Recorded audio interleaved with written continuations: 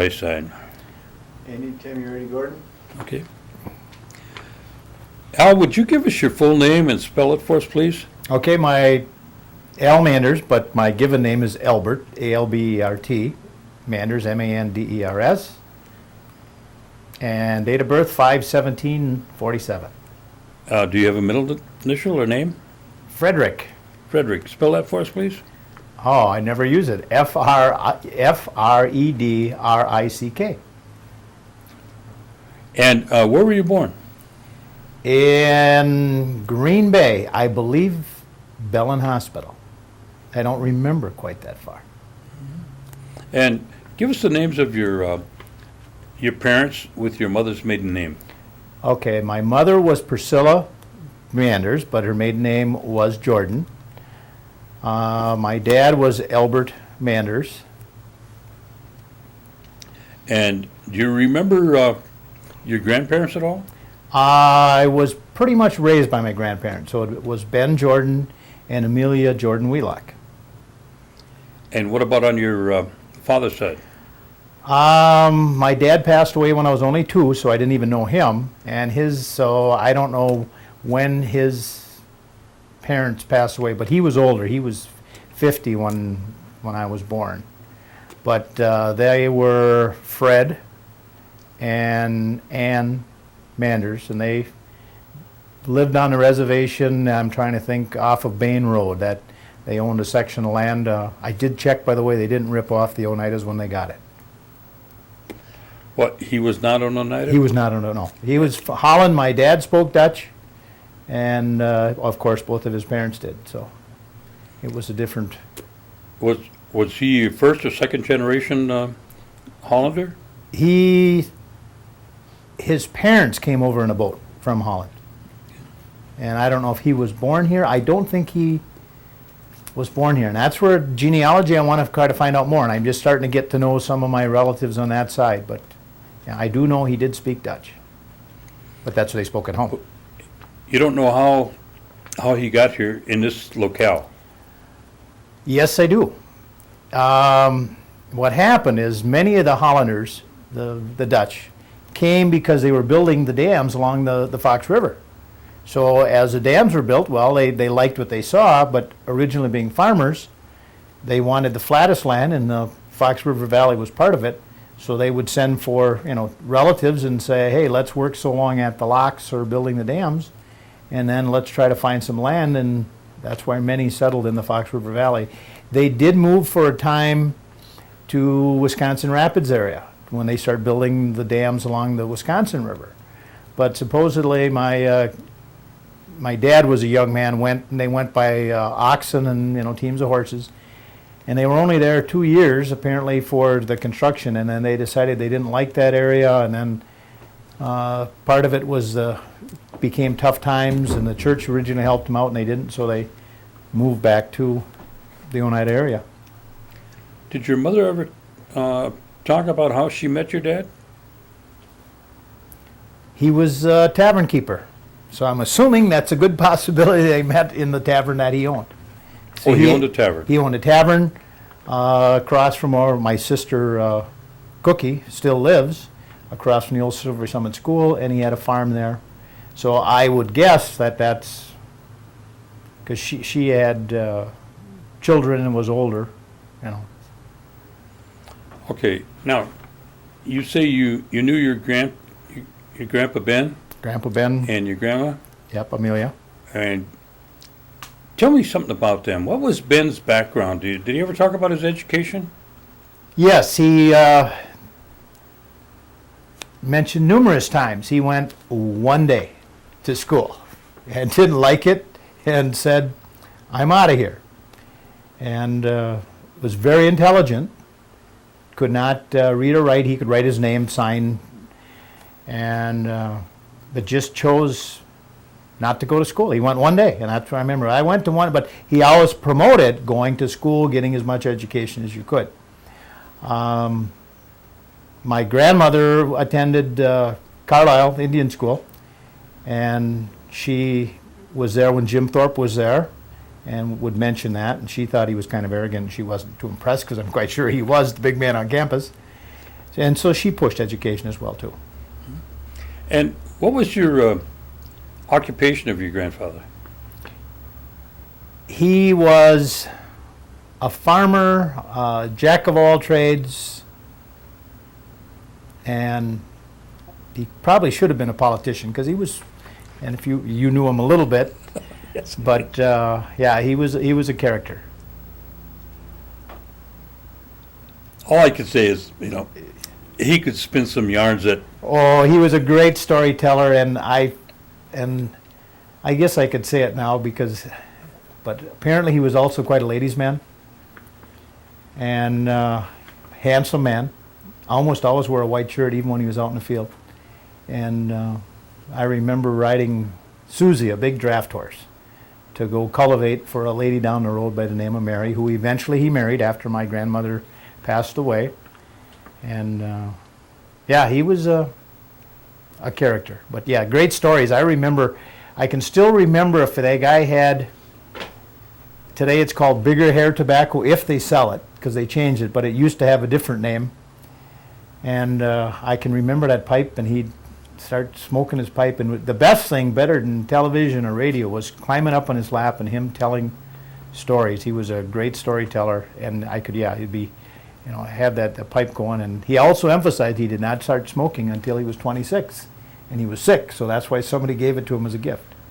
But yes, he was a character. I know that I experienced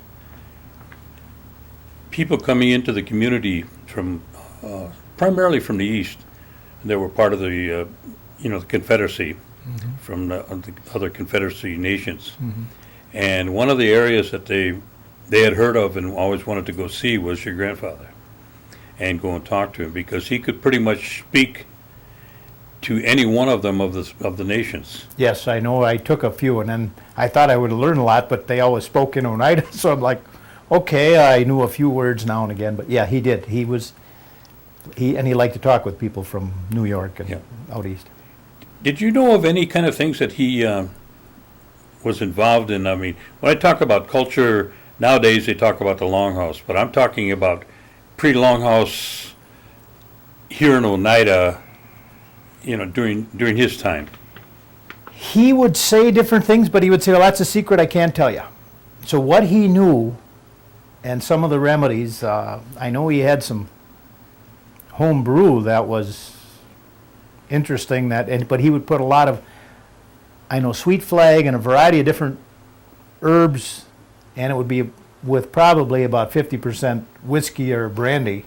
And he made some things that would make you get well quick, but boy, you knew you drank something too. And as a kid, it was like, wow. But it could also be a social, here, have a drink of this stuff if somebody came to the house. So just some of the practices, I'm not sure. But I knew there were things that he didn't want to share, but part of it was my grandmother and my grandfather both. There were times they said, and it was bad advice at the time, but maybe good. She said, well, when the sooner you quit looking like and acting like an Indian, it's going to be easier for you. So they didn't want to share because they were the people that were punished for speaking their language and doing some of the things. So that was that fine line. But then there would be neat times when you'd get to know different facts. Did your grandfather ever talk about the St. Vitus dance? Yes, he did, but I don't remember too much anymore. But I do remember that. And you don't recall of any kind of ceremonies that they had, like curing ceremonies during that time? Yes, I don't recall them, but I remember them talking about the ceremonies and that. Okay. And so he was primarily a farmer and kind of a jack of all trades. Yes. Okay. And he did have part-time, work. I remember at Bishkosh Farms over, with harvesting vegetables. He worked as a night watchman at the brickyard at Hawker's Brickyard in De Pere. So he did a variety of different things. Do you know if he was involved in any kind of tribal politics during those years? I don't. I know he was a constable for a while, but that was for the town. I don't believe that was for tribal. Yeah. And I know he worked when they did the quarry over there on Van Boxtel Road. He was a supervisor, and I remember my grandmother saying how he would come home and he would memorize all the guys' names, whoever was on the crew, and the hours they worked, because again, he couldn't read or write, but he'd come home and then tell my grandmother, and she thought, well, it'd be easier just to learn how to read and write names and put down numbers than it would to memorize this stuff and come home and every day get it, and then the following week he'd submit it to his supervisor. And that was, yeah, pretty much the extent of it. How big of acreage did he have where he lived? 7 acres. 7. 7 acres. And Did he have a big garden? way too big. Was as a kid who had to pick beans, and I was young enough that I got out of a lot of it. But and he would have beans. People would come out and they'd go in the garden, pick your beans, and he'd weigh them. And so he did contract, well, there were no big machinery for picking that stuff. So yeah, a lot of it was by hand. I remember making the trip in, and he would take from the separated cream. It was a cream separator. You'd crank the handle, and then you'd sell the cream to Fairmont Dairy in Green Bay. So yeah, it was, and I don't remember any more than 4 or 5 cows. And not too much power equipment. Did he have electricity and running water? When I can remember before we didn't, can distinctly remember I was the first one to use the new flush toilet when I got in. And prior to that, of course, it was the outhouse out and back, and the cataloging, you use the yellow pagers first. And I do remember a picture, I finally destroyed it, that my brother and sister, well, the garbage burning barrel was nearby the toilet, and they said, get out, it's on fire. And I thought I could see the flames, so I did. And they wanted to come out with me in a certain indecency, I'm quite sure. But I did have, and I had the long johns, but I found that picture and destroyed it. Now I wish I'd keep it because it's probably kind of neat for about an 8-year-old kid coming out of there. Oh, I wish you'd have brought it along. Well, I don't have it. I said, I think I destroyed it when I got hold of it, but now it would be neat. So, yeah, I can remember, and that's when we got the stories before television, or fighting over the radio, which I was younger. My brother would want to listen to the Lone Ranger or whatever was on the radio at the time. Yeah, it was neater times, and that brings in one thing that I nobody sees anymore, and you quite sure heard of the round glowing lights that now there's too many yard lights and things. But I do remember, and when I was teaching school, I would tell kids, oh yeah, the first ghost I saw. And yeah, we would see the spirit lights, I guess what the name would be used, but several times we saw those. But part of it, you're sitting around and it was much darker, and we had one that was down below on the creek, and well, it was pastured at that time, so it was like a park all the way down. And we saw this light, and there were 3 of them bouncing around. And we had a friend of my mother's was over, and he said, well, who's down there with that light? And then we said, well, my grandmother said it's a spirit light, just leave it alone. Well, then they were bouncing around, and then he said, well, we're going to go down. And we opened the gate to the pasture, and he's going to drive in a car, which we could. And the spirit lights started heading up from Duck Creek, headed up towards the seminary now in that area. Well, once we couldn't go through the creek with that car, so we decided to go down E and across to the Second Ridge Road, which now Seminary Road. And I remember, and again, I don't know if I was 6 or how old, but we got to the cemetery, and the lights went to the Catholic cemetery. And I think the crosses might still be there, but there was 3 crosses in that cemetery. Well, as we came up, a couple of these lights split off. But I remember when we got there, one light was, for lack of a better word, perched on the left-hand side of one of the crosses. And I, as a brave young man, the adult and my brother and his good friend were going to go and quick run into the cemetery to catch whoever was doing this. And I just thought I would stay in the car in a nice safe spot. And I remember peeking over the back window, and as the moment they put their foot on that cemetery ground, that light went out, and they ran to look to see if it was. And to this day, I still don't know what it was. And we did see a couple more afterward, but I can remember some of those things that you don't see anymore and people don't talk about. Mm-hmm. Now, your grandmother, she spoke, well, both your Both grandparents spoke fluent Oneida, and that was the language. I could speak it and understand it until I went to school, because you just quit using it as much. But yeah, I remember being able to say, oh yeah, that's right, he understands. And I'm like, yeah, this is cool stuff, but as you got older, you lost. But yes, when they wanted to talk about something you shouldn't know about, they would frequently speak in Oneida. And what kind of educational background did your grandmother have? I know she went to Carlisle. For how long, I'm not really sure. I just read the book a little bit a while ago, so I'm assuming she went to at least beyond high school, or a little bit beyond high school, or until that age. And how many children did they have? I want to say 9, but let's see if I count. Okay. Mabel, my mother, and I'm sure of the order. Violet, Doyle, John, Josephine, Murr. Yeah, let's guess 9. Did they speak Oneida? My mom and her older sister Mabel, and Mabel's still alive. They did, I remember they spoke it, and I don't know if too much after those two older how much they spoke, but my mom and Mabel could speak Oneida quite well. The other brothers and sisters, I don't remember speaking it as well as they did. Is Violet View, is she somewhere? That's one of my aunts. Did she speak the language? I don't recall her speaking it. Okay.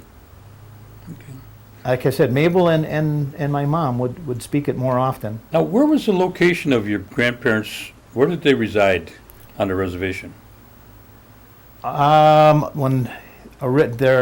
Where I remember is the home place would be just up the hill here on E.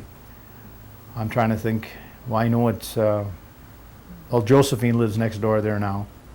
The neighbors were Ziesmers and so it's halfway between Oneida and Silvery Summit. When did they live over on Ray Road, or did they live on Ray Road at all?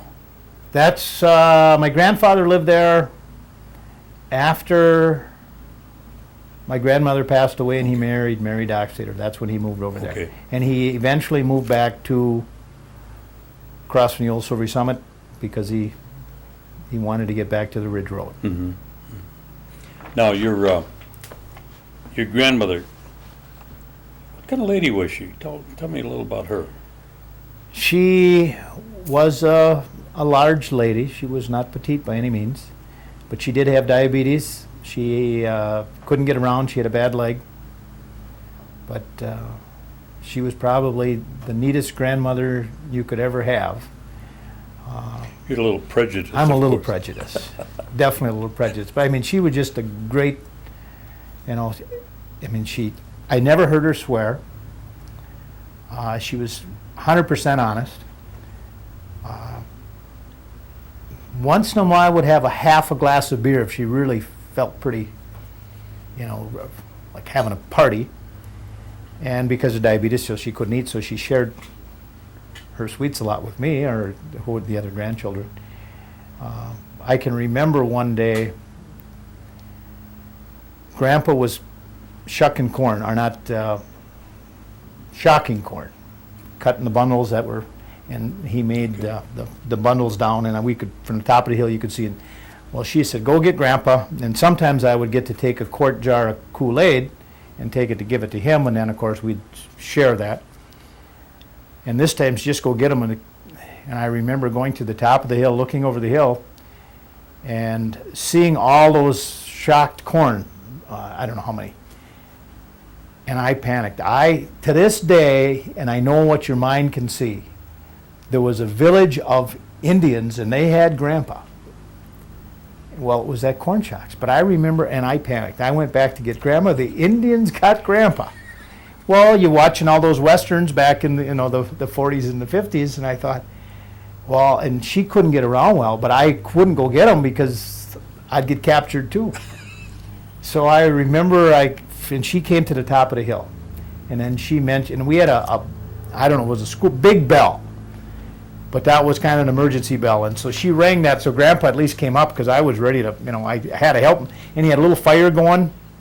I'm not sure for what, but it looked like he was surrounded, and there was this complete village that you expected, full of teepees. Well, it wasn't.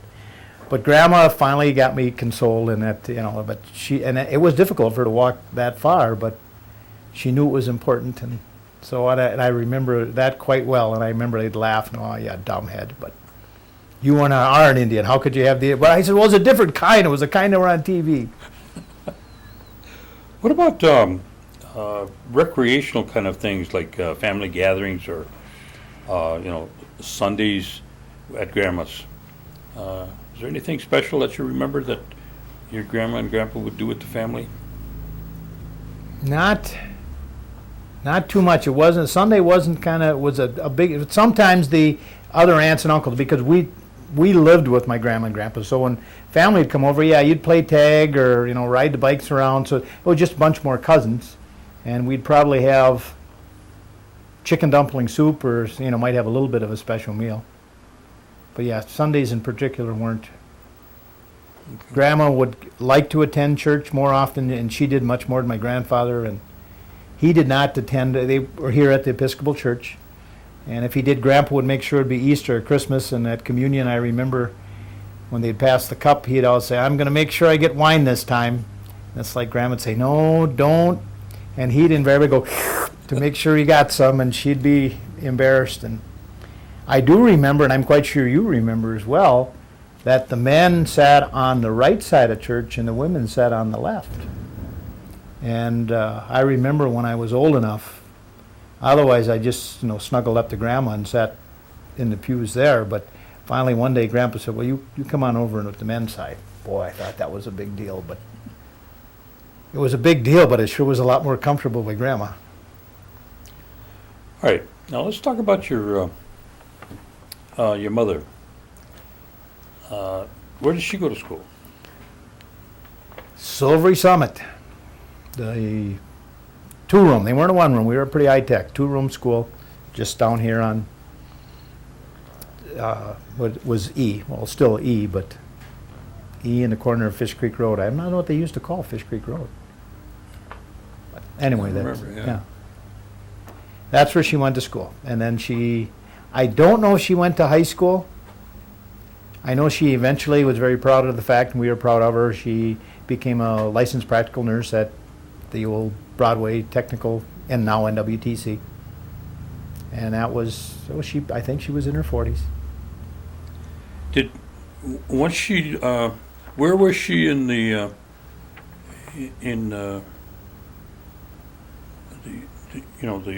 pecking order, so to speak, of your aunts and uncles? She was the second oldest. She had one older sister, and then every 2 years they were. And so I think that's why she learned the culture a little more. Did she ever tell you what her responsibilities were like at home? Not too much. Yeah, didn't talk about doing the. Did she talk about whenever she left school? What did she do then? I remember when she talked about going to California during the war, when she was married and worked in I think an aircraft plant or that sort of thing. But yeah, there was a lot of times she didn't say too much about. Mm-hmm. But yeah, she talked about the war and what she got did. Married prior to the war or during the war? Prior to the war. And then her first husband was in the war, fought in the Pacific Theater somewhere. And what was his name? Arthur Hawk, H-A-W-K. And was he from around here? I think originally Milwaukee area. And she went out to California for a time? For a time she was out there and talked about meeting, and a lot of women were working. It was a good place to get a job. And then when she I'm not sure when they got a divorce, but they had two daughters and a son, my brothers and sisters. And what are their names? Cookie, or Arletta, is my oldest sister, and Amelia, now Kearney as well, and used to be Hawk, of course, and my brother Weldon Neal, but preferably most people call him Ted Hawk. Okay. And then she married What was your father's name? Al. Al? Yeah. And he had, About when was that? probably, let's see, I was born in 46. I'm not sure of the date. I'm quite sure if I track it down. And is that when he started his tavern? No, he had a tavern apparently a long time before that. Oh. Because that's where we knew the gambling business was good, because my mom said my dad had the slot machines before they pulled them. And he said they made more money on 2 nickel slots than the tavern and the cows combined. So that's why the gaming industry is apparently good, and it was good then. And apparently he did a few things that we can talk about now that during the war. He was a veteran of World War I. He was one of the doughboys. Oh. And I'd like to have been able to talk to him because they're different stories. Charlie Paulus was a good friend of him, and we had talked to Charlie, and I think Charlie was 100 and some when he died. But he'd give so much information about, because he and my dad were good friends, and so they would talk about some of their good old times in the First World War. But so then he was, obviously didn't get drafted in the Second World War, if you're a little bit older. But then there were the stories of, there were some, apparently it was quite lucrative if you were a farmer to sell things on the black market, and he did that a little bit and took advantage of the times. Now, how many children did your dad and your mother have then? Just Second me. marriage. You're the only child? I'm the only one. Okay. I've heard a rumor that I have a half sister, but You don't know what you have, huh? I don't know. Well, well, apparently one day she came to the house and like, oh yeah, I'm looking. She asked my wife, and she said, well, I'm your husband's half sister. And she says, I don't think so. We know them, and so she never came back. So And where did you reside? Where did you grow up?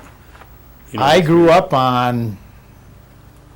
Besides your grandma and grandpa's place. I also spent time at my dad's. Once I got a little bit older, my mom worked in Chicago for a while. That's why I lived with my grandma and grandpa.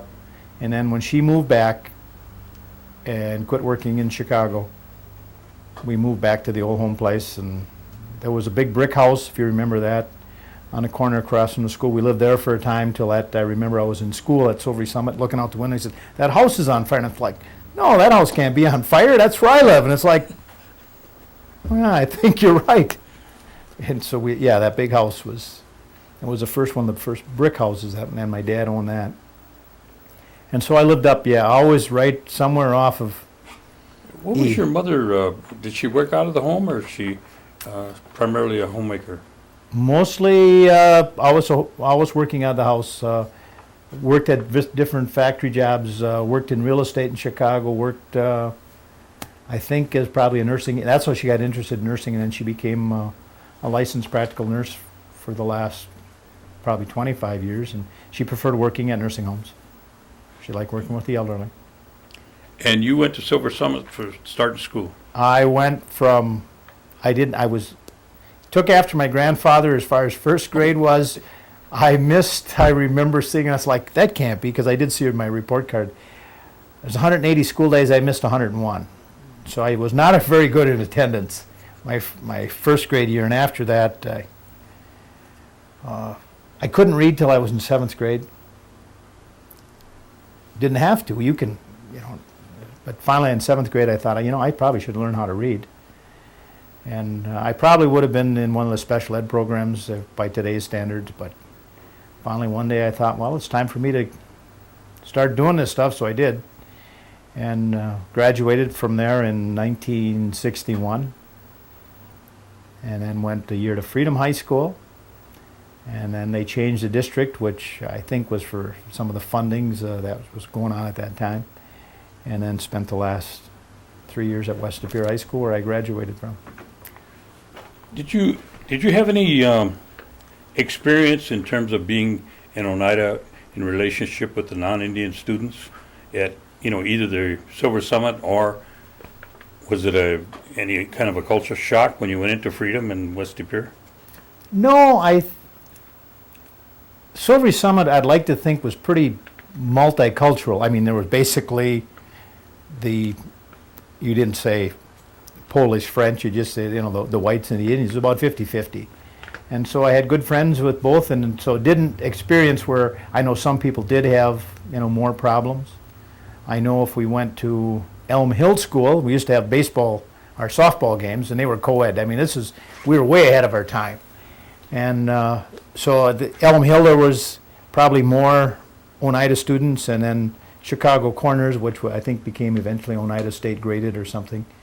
And so, I didn't see a big difference, any social adjustment. What about when you got into the high school in town? There were a few more things said, but basically you aligned yourself with the kids who went to Highview, and so there was. I remember they did a big deal. We were on a football team, and somebody made Charlie Hill was, or not Charlie, Norb Hill was. They'd celebrate. Well, Yogi Metaxen would do a little dance after every victory. Well, it was a soft shoe. It had nothing to do with Native American. It was just kind of a neat thing. But the press got hold of it and made some different. They had more fun. But there was not any problems. Okay. Overall, was the high school years, were they pretty positive for you?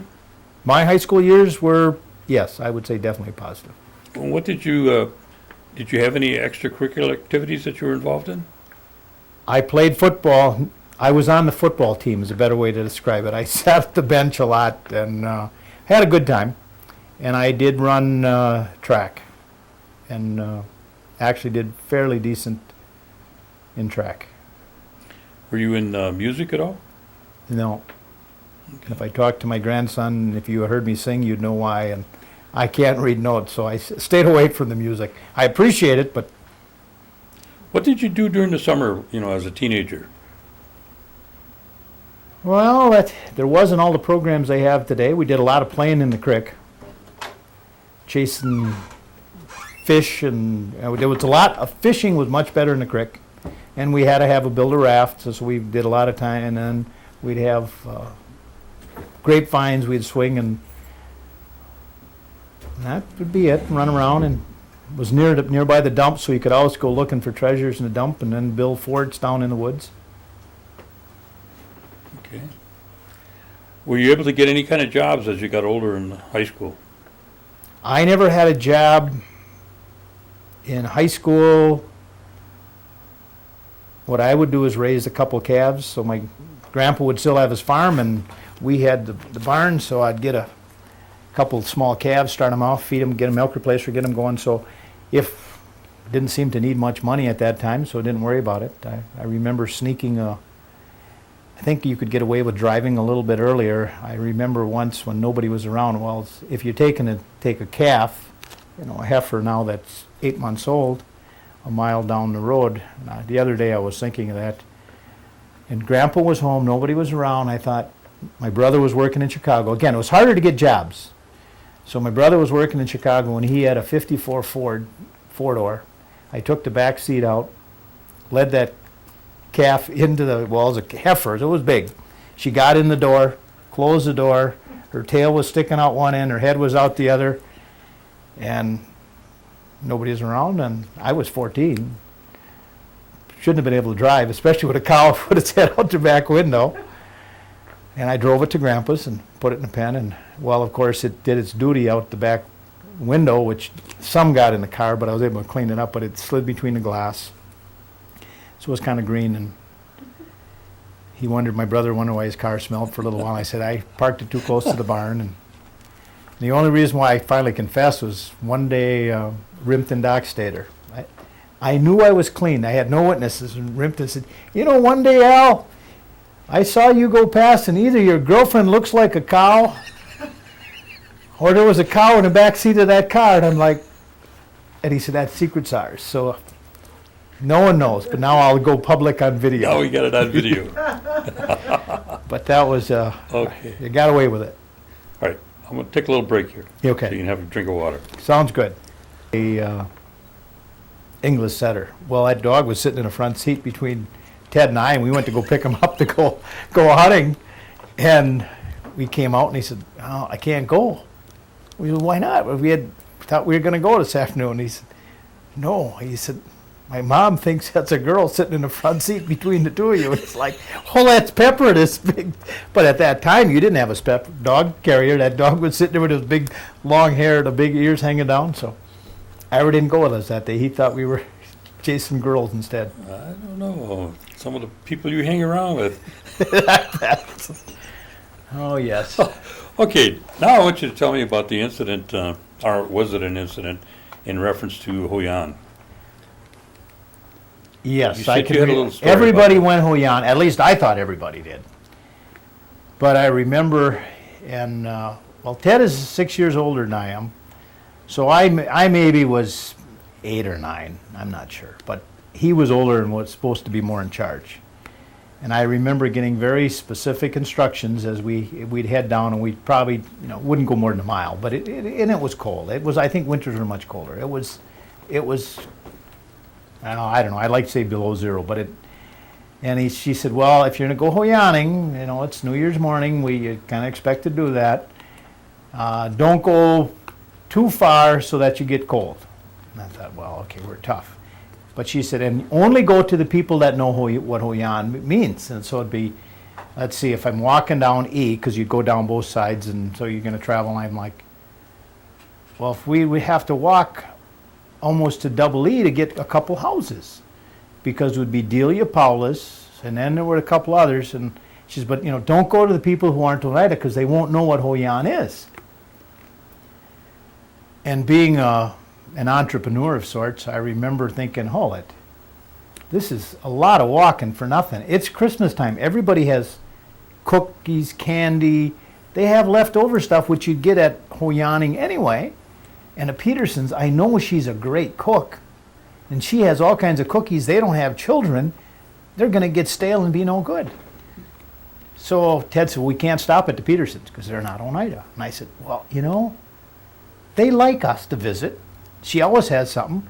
We'll just stop, say Hoyan, explain what Hoyan is, that it's wishing you a Happy New Year, and then if you wanted to give us some cookies or candy or something like that would be appropriate, and you put it like tricks or treat. That's what we'll tell them. And Ted said, well, I don't think we should. I said, well, I think we should. Well, I don't think I corrupted him too much, but we stopped at the Petersons. And we knocked on the door, Hoyan, Hoyan, and they're like, well, what do you guys want? Well, it's an Oneida tradition that you go door to door wishing people a Happy New Year, and then well, Richard, come here and look at this. Isn't this cute here? Well, she's throwing cookies, and we're thinking, yes. And then we went next door to the Ziesmers, who, again, I don't know, I'm assuming they were German, but same routine. They think, I did hear somebody say they thought we were begging for food, but I thought the routine worked. And then once you educate them after that, they'd say, well, how did you get all this stuff? You weren't gone that long. Well, because you had to educate the neighbors. And there were people, and now today, we still, every New Year's, we're ready for Hoyaners, whether they show up, and so it's usually relatives. But yeah, so there are non-tribal people that learned, and I said part of it was me just spreading the culture.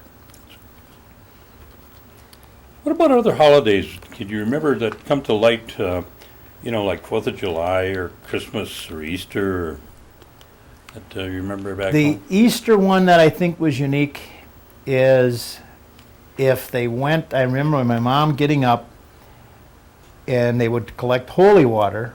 They'd go down to the creek, and I forgot, they always debate, do you scoop upstream or do you scoop downstream? Take water out of the creek and take it to the church and have it blessed. And then you'd keep that, and for us it was always kept I think they kept it in a dark spot probably so that it didn't get the sunlight and whatever might grow. But there was always holy water, never went yucky, or whatever happens to water, it never got green and funny looking. But that was one thing that and I thought, I'm never getting up that early that I want to go get holy water, but that was how they got their holy water. And were you involved in any kind of sports? Outside of high school, no, Yeah. just Oh. just the high school track and a little bit of football. I know they used to have the tavern leagues, used to go watch, and I have big feet, and I used to always, when they'd have those fly balls, be able to go out and look, and I think they gave you 10 cents or whatever for the, so yeah, that was a great recreation, was to go watch the ball game, but yeah, I didn't do any of that. And what did you do after you finished high school? I did numerous things. Worked construction, worked in the foundry, and that's when I started to realize that working wasn't, I originally started off in college at UW-Stevens Point in conservation, but then took off and did a variety of different jobs. Vietnam was an issue at that time. I ended up joining the Army Reserve, so I spent 6 years in the reserves, and during that time worked in the paper mill, worked a variety of different jobs, and then I decided, hey, I think seems like way too much work, so I went back to UWGB, worked at the post office while I was going to college, and then in I got to think about it, 1971 graduated from UWGB with a degree in education, so I became a social studies teacher. Taught in Green Bay for a year, and then a year at the university in a reading program. And then for the last 31, went back to my alma mater, West De Pere, and taught at West De Pere. Now, during this time, did you start a family? Yes. And when and who did you get married to? I married my high school sweetheart, Vicki Hoovelmans, and our first daughter's Amy. Don't ask me about when these kids, without looking on a, let's see, would have been 80. How about when did you get married? July 10th, 1968. Okay. And yeah, I got to remember that. See, it was, yeah, 10th. No, it was July 6th, because we dated, our first date was April the 10th. So we were going to try to get the 10th, but getting a wedding hall at that time, there weren't as many as there are now. And then, let's see, Amy was a couple years after that, and then a couple more years we had Jason, and then I think there's 5 years between my youngest son, so we have 3 kids. And what was your youngest son's? Aaron. Aaron? Aaron. Okay. Yeah, so And Amy, you- Jason, and Aaron. Okay. Do you have any grandchildren? Yes, I do. My daughter Amy had a child that she put up for adoption, and it was a difficult time in our life, but I think he's better off. She has since had 2 girls. She married Greg Stevens, and that's it. And what's their names? Sure, you catch me, Sheila and see what happens when I am an elder. I can't think of my granddaughter's name. Okay. Heather. Okay. I had a thing, yeah. All right. And what was your wife's educational background? She graduated from West De Pere, and that's basically education-wise, that's all she did, but has developed some skills. Most recently, she's retired as I am, was working at Sybil Hop for the handicap. We do now have Amy had a son by the name of Derek, who now we raise, kind of like my grandfather's tradition. And we still have him, so it's a little bit different, a different lifestyle. He's autistic, so I learned something about children with disabilities and go from there. Okay, let's go back to your... Where did you start teaching again? I started at Green Bay, Edison Middle School. It was the second year it was built in Green Bay on the far And what east side. did you teach there? Social studies. Okay. And then I got my master's degree from UW-Oshkosh in '77, and then became a guidance counselor at that time, and then basically finished out my career as a guidance counselor. So all those many summer jobs and all the things that I did, including the military, were very helpful in telling people to do some of the things that they should get an education. So you spent the majority of your time as a guidance counselor in De Pere. Right, West De Pere. Okay. Now, as a guidance counselor coming in, they full well knew you were an Indian. Mm-hmm. And was there any kind of preparation that you had to do that you felt that were, might be out of the norm for somebody else coming in? Being an Oneida Indian, and I don't imagine there was too many other Indian teachers in the school system. We had 200% more than many other schools. Yeah, Donna Lau, or Donna Skenador, was a FIAD teacher there. So we had a higher percentage of Indian Oneida staff than anybody else. And Which so- was 2. Yeah, and then, and then Mary Ann Skenador was also there. So our district had more, but she was in the elementary school. But at the high school, there were 2 of us. And it, I don't think there was any different preparation. And it probably, because of the time, it's probably helpful that I got my job because I was in Oneida. And it works well to talk with the Oneida kids. Sometimes it's, we can compare notes. And who's your folks? That's the first question. First, who's your folks? That's when I also realized as an elder, one young gal at the middle school, I said, well, last name was Metoxen. And I said, who's your mom? I didn't recognize either name. Geez, now my mama said, well, who's your grandma and grandpa? Well, geez, it was a girl that I had a crush on in 8th grade or something. I'm like, holy fright. Well, I'll tell my grandma you said hi. And I'm like, I got to think about retiring when they start saying the grandmas. And that was me. Tell me some of the experiences that you had over the 31 years that you'd like to reflect on and share with us. I was the cross-country coach for many years. We won the conference, went to state. That was the girls' team. I think I can relate better to the women. I found out the way to be successful. Like your grandpa. Let's not go there.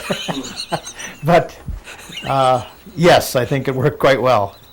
And it was the secret was one day inadvertently I had a bug hit me in the eye or something, and I had a little bit of cold. It's in the fall sport, and one of the kids said, Coach really taking this serious. I think he's over there crying. We didn't do so well. And I happened to hear this, and I thought, okay, never yell at the girls. You can't do the football. All right, you owe this for God and country and rah, rah, rah. But you did fine. Don't worry about it.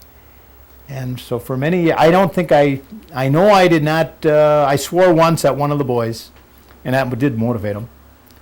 But yeah, I had some great experiences with athletics and different situations, helping kids, sometimes sharing background, knowing that, students, well, I don't have a mom or dad, and I said, well, hey, I didn't either. And so and that's just a technique in counseling is self-disclosure. So we'd sit, and I remember parents call and say, hey, my kid came in, they were really upset, and they came out smiling and laughing. So it was good to have people say, good things that you help people. So there were just numerous ones. I can't think of one right off the hand, or some that I can think of that I shouldn't share and won't. Now, as an educator over this 3 decades or longer. Boy, that sounds like a long time. Yeah, okay. In terms of Indian curriculum, what's your take on that? Just give me how you feel and how you see it and how you feel. I remember the video that you and Bill Gulnick were we were going to teach the language in the high schools, and I think was a good idea. I think we're better off doing it at Oneida. I think you have less conflict. I know staff are now much more aware. I know I used to go in as a guest speaker at various times to the different classrooms, and I would make sure, and I think it's an easy way to say, okay, hey, the Indians that helped at Valley Forge, they weren't just Indians, they were Oneidas. And I talk about the 52 cents, which we supposed to, which I've never seen it, you've never seen it, but I'd rather have the fact that we can say that. So yeah, there were different times where you just bring it out, and kids are more and more aware, and I think part of it is the success of the tribe. They're proud of their heritage.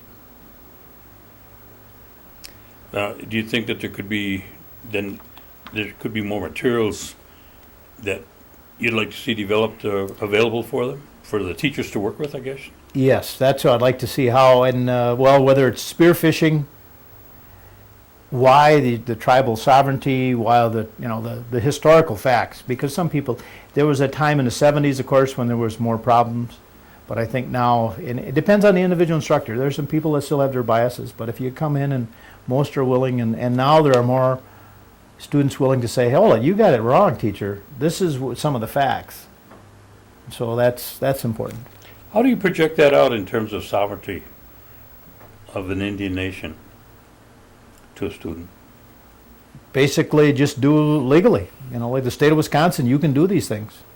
And I haven't been a social studies instructor, but I know that's if I would be as a guest speaker to say, hey, you know, this is, if you legally have the right, it's the same. You can't, this non-tribal person can't have an eagle feather. Well, here, I have a, if you want to show me on a piece of paper, yes, I can have it, you can't. That's my right. And so people understand legal, and that's where sometimes you just say, this is the right I have that you don't have. How do you come across to the students in general about being Oneida? This is one I can remember, and oh boy, these kids have kids that have graduated from high school already, but I remember as a classroom instructor, and they were doing videos, and one of the students came in and said, you know, Mr. Manders, you know, how do I deal with being Indian, and how do I, and I thought, boy, that was a heavy duty. But basically I said, you know, you have to be yourself. If you're true to yourself first, what is it, Socrates, know thyself. I said, same deal. If you know who you are first of all, you're Gordy and I'm Al, and you're in with your family, you know where you fit. But I said, you're always the tribal member, but you got to know where you fit in. And the kid, and that is kind of neat, because some of these people, you know, I remember you telling me that. Because you're an Oneida, you're an American, but you're yourself first, and how you feel about yourself, and you're always proud of yourself and your ancestors and your cultures. And some of them, like now today, there are a lot of them who are like, I'm Dutch. I'd like to know a lot more about my Dutch ancestry, which I don't. So you got to say, okay, I'm comfortable with who I am first, and that's how I kind of look at it. Have you had the opportunity to, or the desire to be involved in tribal politics?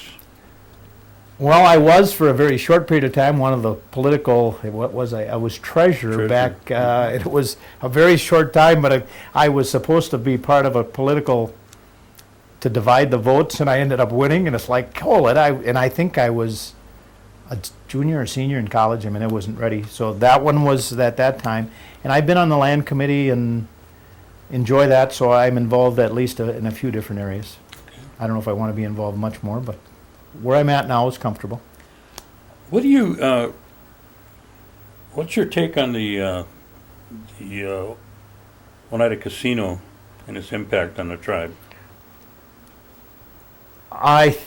The economics are phenomenal. I see the pride. I think we're doing a lot of good things with it. I think we wouldn't be in the position where we're at without the dollars coming in. And I think ours is one of our casino situation is a very classy program.